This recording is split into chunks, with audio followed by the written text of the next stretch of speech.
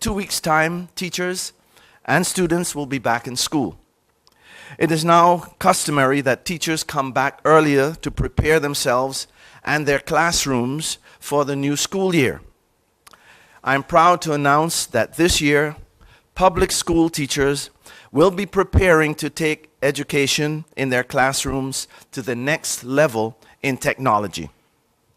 Next week, God willing, August 9th and 10th, public school teachers, managers, and directors will be attending their first, what they call, Techsperience Conference. This event is hosted by the Division of Education Innovation, which is headed by Ms. Aurelie Boyrad, and by the iStep team. Together, they have organized this first tech conference. This conference will give our teachers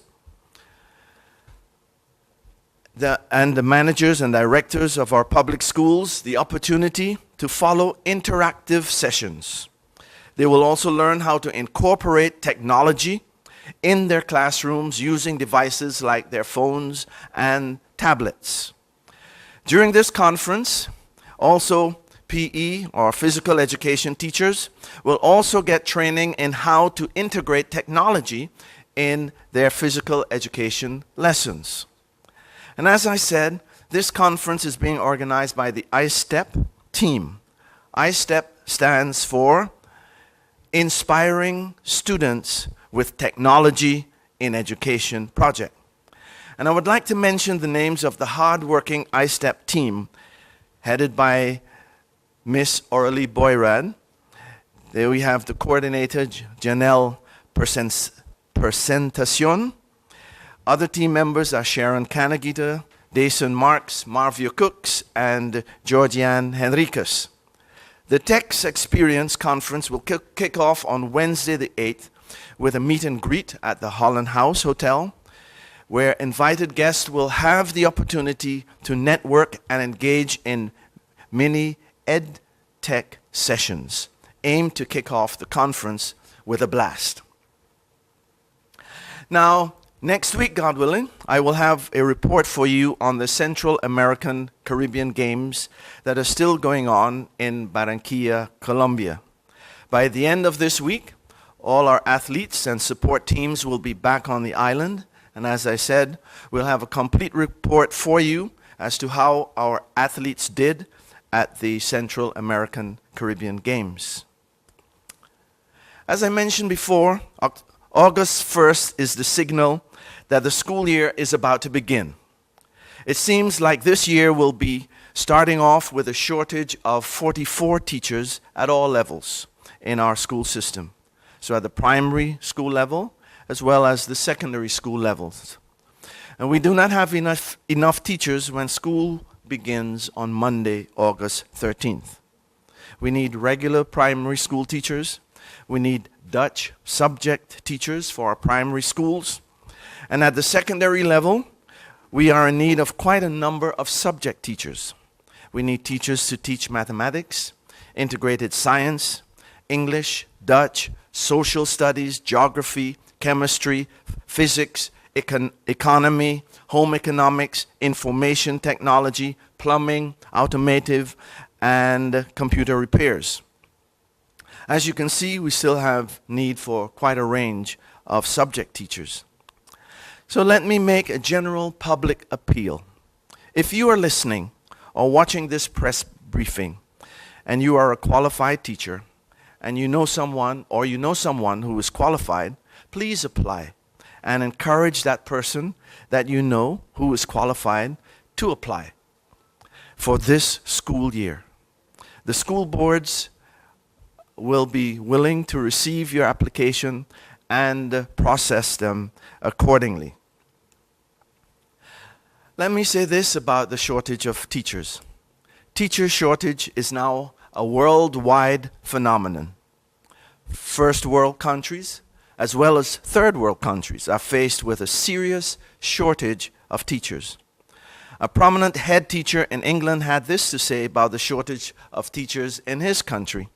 He says, nowadays in England, we have to scour the world in order to find teachers. Even though the shortage in St. Martin of 44 teachers at this time seems small, it is quite high. Because if we don't get these positions filled, classes might have to be doubled, and teachers might have to double up on teaching. And who suffers eventually? Our students. Seemingly, our high school graduates in St. Martin are not attracted to the teaching profession. And especially, we get very few applicants from the male population who would like to become teachers. This year, only 13 persons were awarded study financing to study teaching. And so I want to stress that teaching is a noble profession. And I want to encourage persons really to give this some serious thought. I read a quote the other day which said, and I quote, "Teachers are one of our nation's greatest assets." One of our nation's greatest assets. So let me encourage you to become a teacher.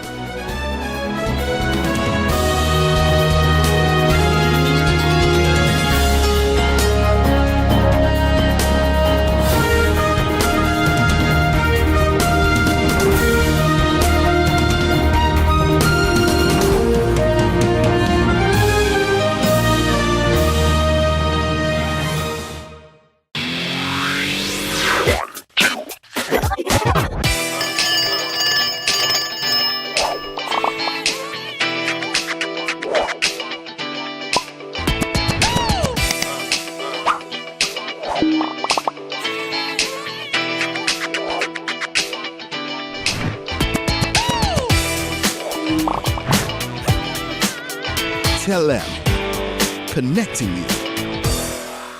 GEBE has been faithfully serving the communities of St. Martin, powering your home and our economy. Come rain or shine, our qualified team of professionals are working hard 24 hours a day to provide you and your family with safe, reliable electricity and water. We use the latest technologies and test our products daily to maintain the highest international standards. Our friendly staff is always there to assist you, whether in person, over the phone, or online. We are committed to constantly improving our products and services, making them more efficient, effective, and environmentally friendly to serve you better today and our next generation of clients tomorrow. GEBE, powering a brighter future. Our friend Megawati is here with tips to save you energy. 1. Turn your airco temperature up. 2. Use a ceiling fan instead. 3. Buy energy-saving products. Save some green with NVGEBE.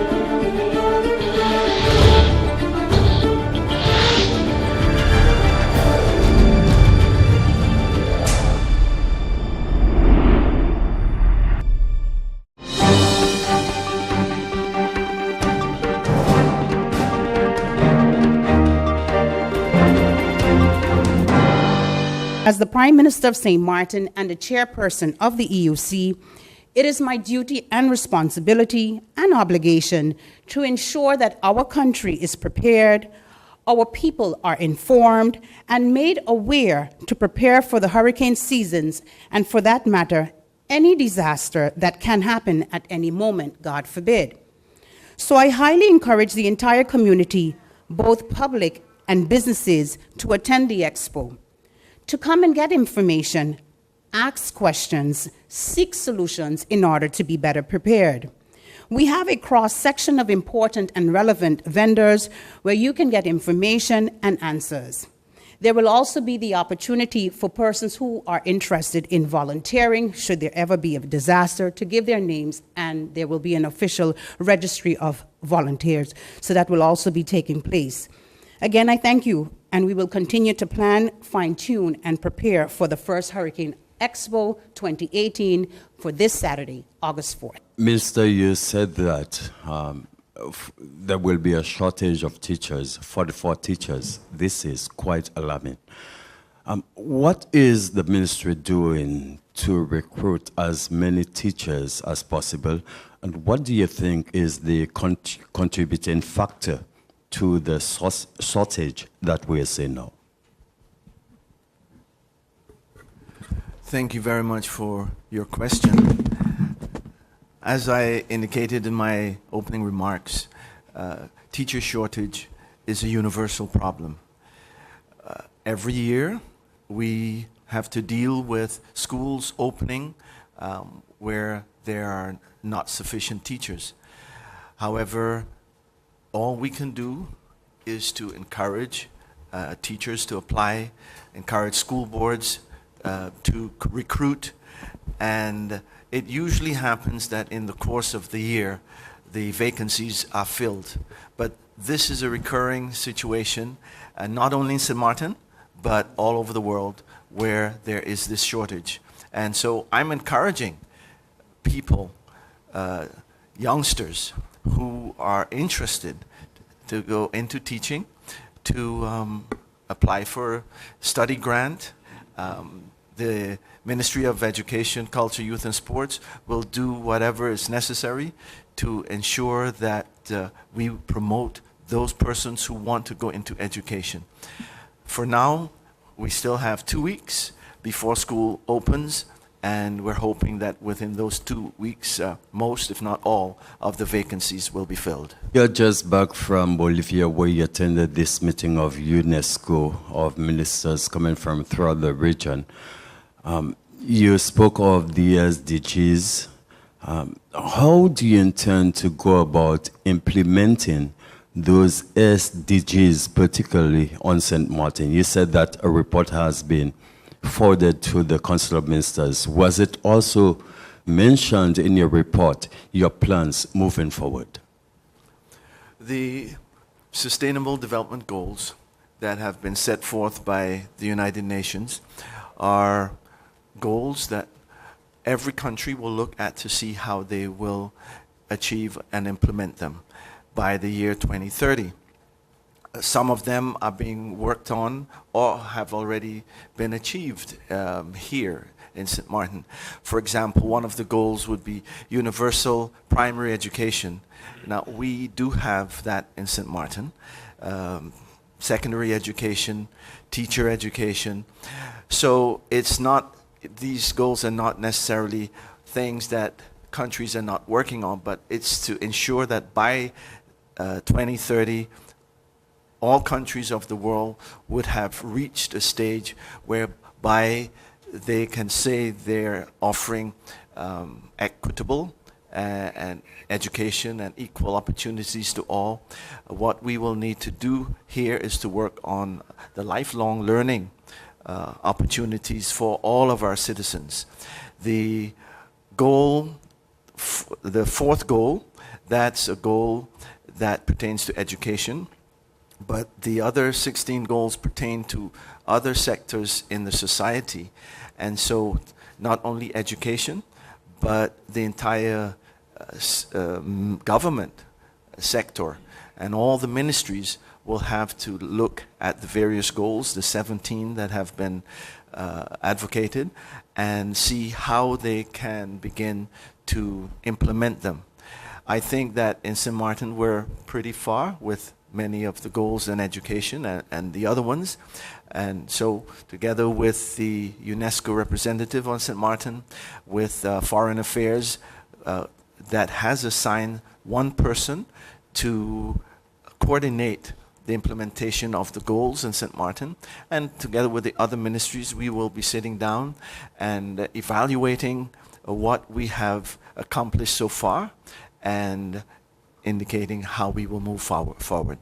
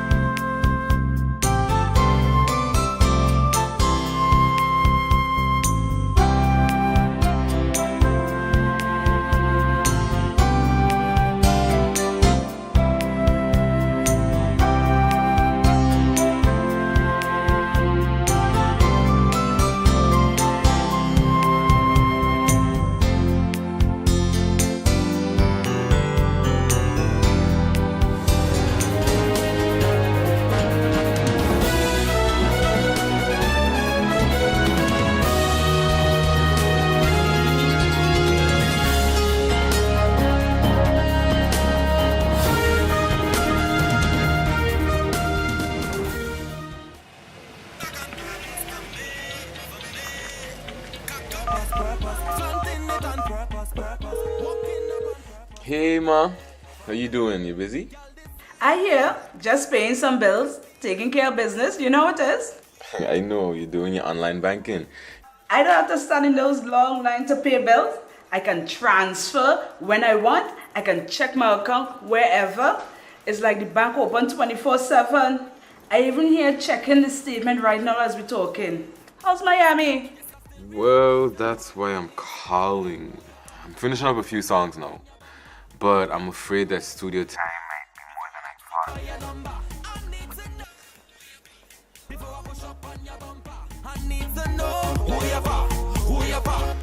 And I was wondering if I could get some help with some funds, and I could pay you back as soon as I get back to St. Martin. Let me check my account. How much you need? I think 500 should be enough. I can transfer it to you while online. Direct from me to you. No problem. Great. Thank you so much, Ma. I'll get online with Wib now. Alright, darling. You know who you're for? I need to know who you're for. Contact WIB today for your complete personal online banking experience. Available for all mobile devices, the Wynwood Islands Bank, now your online banking partner in progress. Who you're for.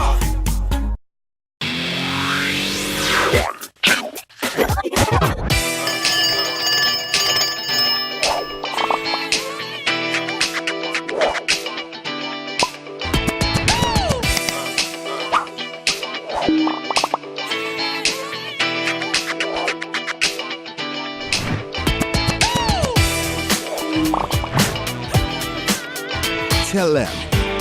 Connecting you.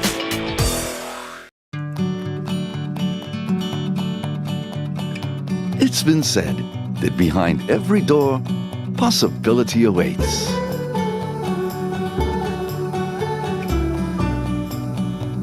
How much possibility depends on which door you open first. Every day, we help our customers discover the possibilities in their lives. It all starts with a conversation. Scotiabank. Discover what's possible. Hello, St. Martin. My name is Jose Helaga and I play basketball. I have organized basketball events in St. Martin. Sport matters to me because it makes everybody come together in unity. So I challenge the businesses community to step up for sports and help us rebuild and repair our facility. I'm also asking the community to nominate local businesses in your area to take on the challenge and step up for sport because sports matter. Check out the Department of Sports SXM Facebook page for more information. Hashtag Sport Matter, hashtag Are You In? 1, 2, 3, 4. This is how common it is to develop a mental illness. 1 out of every 4. 4, 4. 4. But there is hope. Today, most mental illnesses can be managed and treated. Visit your general doctor if you feel concerned about your thoughts and behaviors or have some difficulty dealing with some of life's issues. If you have been diagnosed and are suffering from a mental illness, keep in mind these 4 points to help you manage your mental health. 1. Get regular checkups with your general doctor. 2. Stay on your treatment plan to prevent relapses. 3. Find a strong support group in your family and friends. And 4. Never be afraid to ask for help and look out for the warning signs of your illness. Remember, you are not alone. We are as close as one. 2, 3, 4. Learn about mental health illness by going to the Mental Health Foundation's website at www.mhf-sxm.com.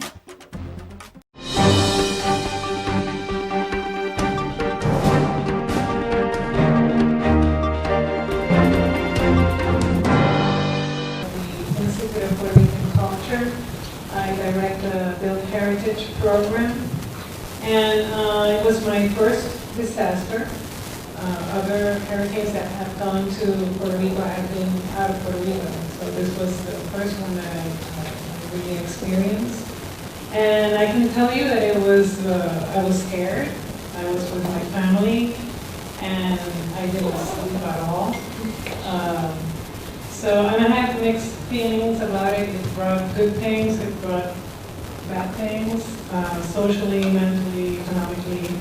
I had to deal with family matters and work. And some of you saw the pictures of what my office looked like after the hurricane. I received a call from my boss and said, I know you have to come up where you can. Your office is left state. Okay. And when I got there and I saw it, I started to cry. But thankfully, with the help of the staff and the director of the document management office, we saved basically 98% of the drawings and plans and documents. It was a really exhausting process. We're still working on it. We have to move. I mean, it's really difficult dealing with your family, with work. I would get home really exhausted, you know, dealing with food, water, everything. I lost like 15 pounds. I gave them back. But, because we had to walk around to get everything. So, I mean, it's really difficult to explain it. But I think, you know, we have to be prepared for anything. And what I noticed is that I wasn't really prepared. And I think you will never be completely prepared. But it's a good experience. I mean, this workshops and all of the trainings help get better prepared in everything. So, but one of the greatest things was that we get to know the neighbors and we help each other. And so this right here, like you mentioned, you know, it's going to work because we're going to be working together to, you know, help our neighbors in the Caribbean and hopefully for other disasters because we can recover faster. My name is Marilyn Powell. I'm from St. Martin. I work at the Phillipsburg Jubilee Library. My experience of disaster, well, in the last 40 years, I've been through a lot when it comes to disasters. In the beginning, I thought hurricanes was fun. My father actually made it a fun experience, so it was fun until we went through Hurricane Lewis. And 23 years later, now we have been through Irma. It's difficult when you're a parent. You are the parent, and now you have to experience it, and you have to deal with your children in the situation. So I was scared. Of course, I ran into the bedroom where my children were because after all they were praying, and they had just gotten baptized. I'm like, yes, I'm saved. And then my coworker came to me the next day after, and he's like, Maybe, he's Spanish. The library is messed up. So I went into the library with my other coworker, Danielle, and I said, let's go check it out. And I saw this big hole straight through going to my desk. And then when we went inside, there was this big hole above my desk.